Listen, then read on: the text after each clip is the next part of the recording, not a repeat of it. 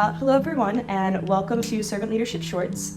Today we are joined by Miss Dean Lisa Kollar. I'm so excited that you reached out to me. I'm Lisa Kollar. I am the Assistant Dean for Student Success and Innovation for the College of Aviation. So being a part of Embry-Riddle 27 years, I've had such an opportunity and a career journey where I have done everything from working with students in career services to representing the university out in industry to being the dean of students and now being able to join and work with students in faculty affairs. So it's been quite a journey. Wonderful. Well, thank you very much for being with us today. What does servant leadership mean to you?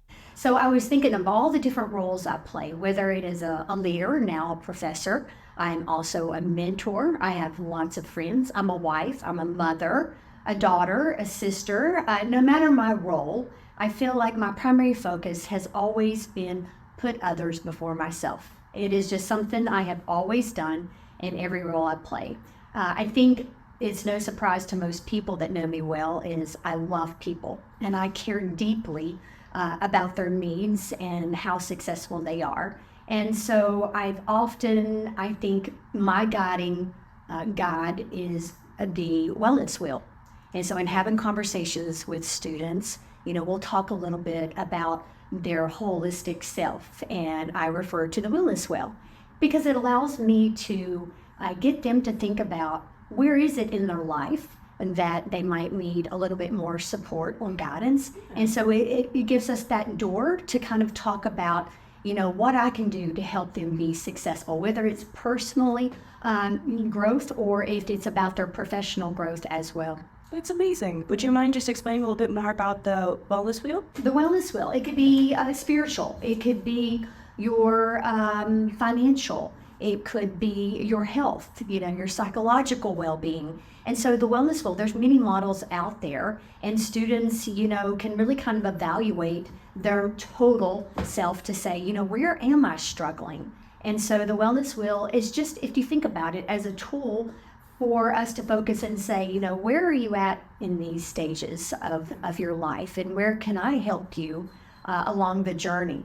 And I think that our students have so much going on in their lives that the wellness wheel kind of just gives us a starting place, because you know what, if the student is struggling, they may not really kind of think in terms of, wow, this might stem from something early on in my college career, or maybe it's something that has just developed because maybe it is financial, and how am I going to, continue my journey? And so the wellness wheel is something that I try to use as my guide to say, where am I in my own wellness, and do I need some support and help myself? So that's kind of what I like to use as a guide. Does that better explain what it is? That's wonderful.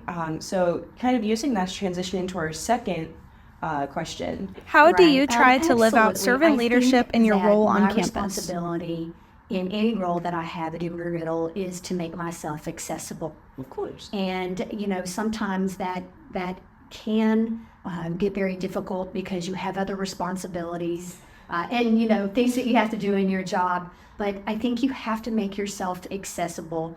And more importantly, you have to learn to listen. I'm an extrovert by nature, and I like to talk.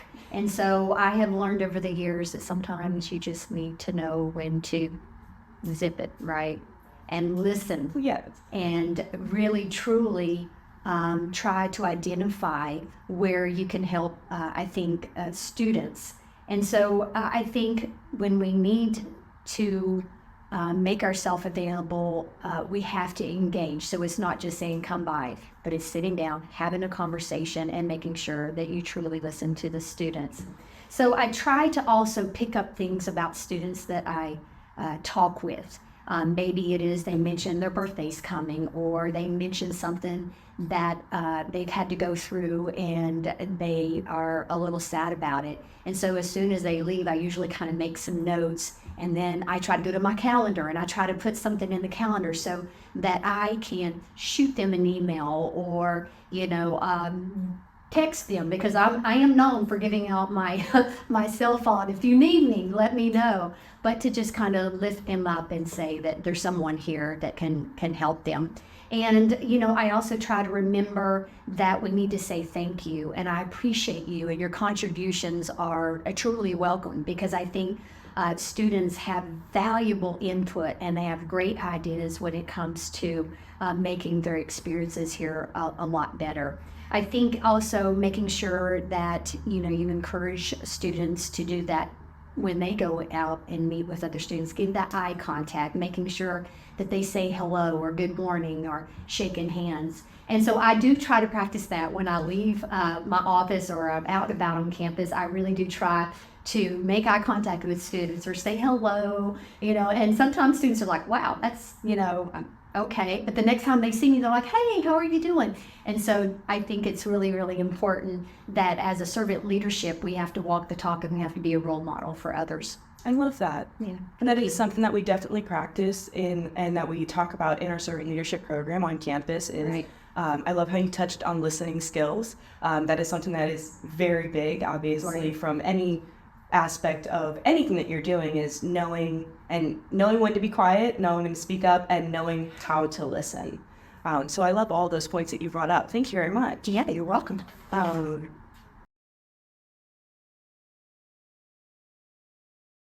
What is one example there's of a lot moment when people you on this saw campus servant who truly leadership care in about our action? students. I in my new role, I love the fact that students can approach me. They don't have to go through an army of people to make an appointment to see me. I also love the fact that I get to engage with the student organizations of our college, and every semester I reach out to all the advisors and I say, hey, at your first meetings, or please pass on to your student leaders that I'm happy to come out and have some conversations with the students. So far this semester, I've met up with several student groups, and you show up and they're like, wow, thank you for coming. I'm like, absolutely, thank you for having me. And the conversation may just be, I'm going to be there for 10 minutes. It ends up being like an hour of great conversations. And that part I really, really love. But an individual I would like to highlight would be Dr. Keck. Reverend Keck and I have worked together so closely over the years. And, we had to manage a lot of things that were very heartbreaking, especially at vigils, and the weight that he carries on his shoulders, not only for our students but our staff and faculty. I just can't even begin to tell you, and so my heart goes heavy. I know that is not easy, but I cannot imagine anybody else doing it. And so I'd have to say I could share many stories about other people, but Reverend Keck, a recent one that stands out is we had a recent memorial here in the college. And, I wanted to make sure I got there early because I wanted to offer my support and help. And of course, I get there and I see Reverend Keck, and, I give him the, you okay? And I'm here for you. And, is there anything I can do to help you? And of course, he is already, 5 steps ahead and making sure that everyone's participation is not only appreciated, but that, he gives them that attention, that he is there to help them get through this process and, have those conversations. So I think that, he carries a lot on him, but I know that it's his calling, and it absolutely is. I feel very fortunate at this university, at this campus, to have him in those moments. And so he is one that I would like to highlight as, someone who really is a great example of servant leadership. I agree. Yeah. I definitely, whenever someone asks me, he's usually my first go-to. Yeah. He carries a lot of things. He has a lot of different hats that he wears. Yes. And he does all of his, makes sure to take care of all of his priorities, and also make sure that students are his number one priority. Yeah. And this community is his number one priority. And what safety net that provides for our students. And I think if we can identify more servant leaders across the campus, you could be that individual that keeps a student engaged, staying here, getting through their degree program. And ultimately, what we're all trying to do is make sure that they graduate and they can, go out into the world and make their dreams come true. So, yeah, I think he's amazing. Wonderful. I'll be sure to pass on the message. Excellent. Yeah. Why when do you when think asked that servant question, I leadership thought is about it for a important couple of in our days, community? And so what I was trying to do is like, have you ever had that exercise where somebody says, put it down on the center of the paper, and what is servant leadership? Why is it important in our community? Just to put that right in the middle. And then I was like, all the different things that come off of servant leadership, and these are some of the things that I thought of. It increases teamwork in our community. It increases innovation. It increases learning. Development of leaders, I think, is important. Empowerment. Empowering our students. It creates a strong culture. It does. Across the campus. And it's positive work environment. I think that, when we can, put servant leadership in our community, it again makes the development of well-rounded students. It kind of goes back to that wellness wheel I was talking about, and that they could, again, take a look at a holistic self and say, here's all the things that I'm doing great in my life. Engagement. Yes. A lot of students sometimes with social media and the virtual world that we live in, I think that there is this strong desire to have some type of engagement and have that in person. So one of the things I'm loving about being in the classroom is I get to engage with students in a way that, is so much better than any email that I would have ever sent in any of my previous roles. That you get 15 weeks to really get to know students. And anyone that takes my classes will tell you, even if you don't want that engagement, I make sure everybody has an opportunity to not only engage with me, but to engage in others. So I think if we had more servant leadership opportunities for our community, I think you would definitely see a better, healthy, happier student body. I love that. Because just kind of feeding off of your last statement there, what do you see could be other servant leadership opportunities on our campus?